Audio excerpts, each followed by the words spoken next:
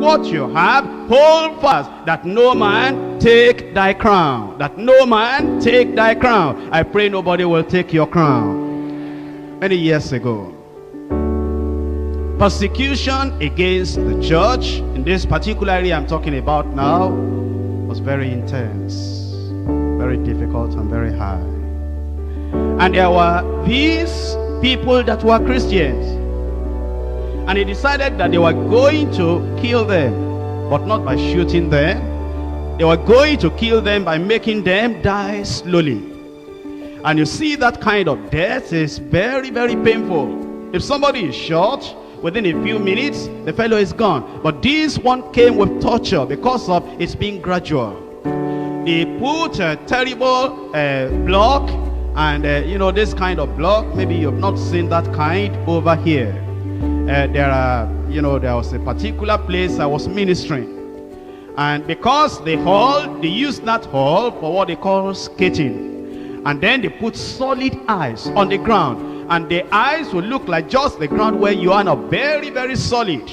But because of the meetings we were having, they had to put planks of wood on the solid ice so that people can, you know, still sit down, and they put their legs on the solid plank.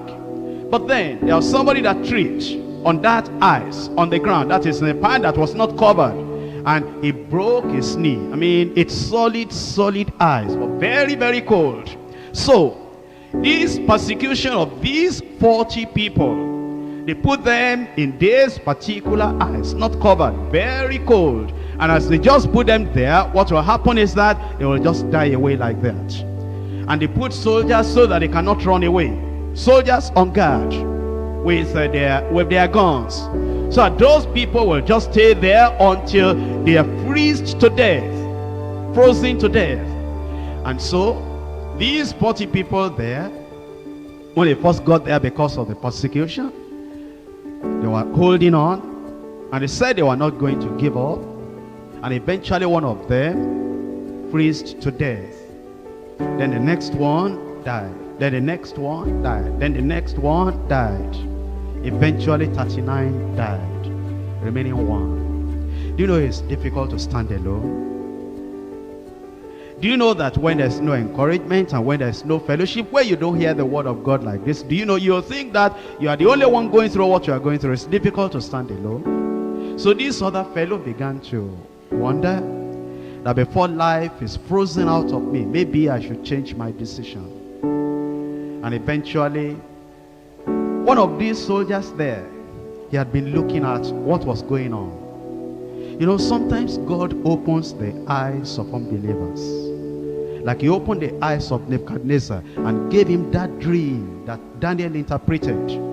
Like he opened the eyes of Pharaoh and gave him those two dreams that Joseph interpreted. Like he opened the eyes of the wife of Pilate and gave her that dream that he eventually said, don't do anything with that innocent man. He opened the eyes of this soldier carrying the gun and watching over these people that were dying one by one. And he saw that these people, immediately they die, a crown will be put on them, and then they fly away. He was saying, what?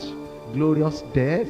So, this last one, when he was alone, and the cold was much, and the hunger was much, and the loneliness was much, and everything was so terrible, and all these other 39 people, they have died. He was looking at their bodies like this, not knowing where they had gone.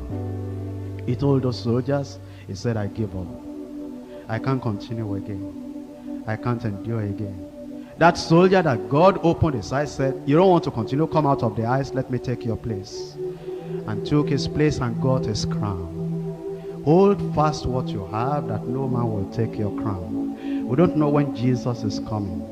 Maybe we've gone, you see, sometimes you are traveling 100 miles and you have traveled 99 miles, it remains only 1 mile. Maybe you are feeling tired, maybe you are feeling weary, but look at all the distance you have gone, 99 miles already, and remaining only 1 mile.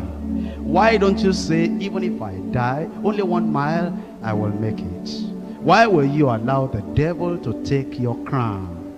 Here we are. Look at how you have prayed. Look at what God has done in your life. Look at the endurance. Look at what we have suffered already. Look at the hunger. Look at the joblessness. Look at how your family rejected you. And we have come to this point now. Is it at this point we will say, I cannot continue again? I cannot follow again? Who will take your crown? Who will take the stars out of your crown? Where do you want to spend eternity? How do you want to end your Christian journey? You have borne the cross to this point. Can you not bear the cross for the little space that remains? You have been a conqueror up to this point. Can't you remain a conqueror for the little time that remains, so that nobody will take your crown? I pray nobody will take your crown. The devil wants you to lose your life, to lose the crown. But Jesus is saying, my son, my daughter, my child, a little bit more endure. A little bit more endure. A little bit more endure. We shall soon be home. Let's rise up and pray.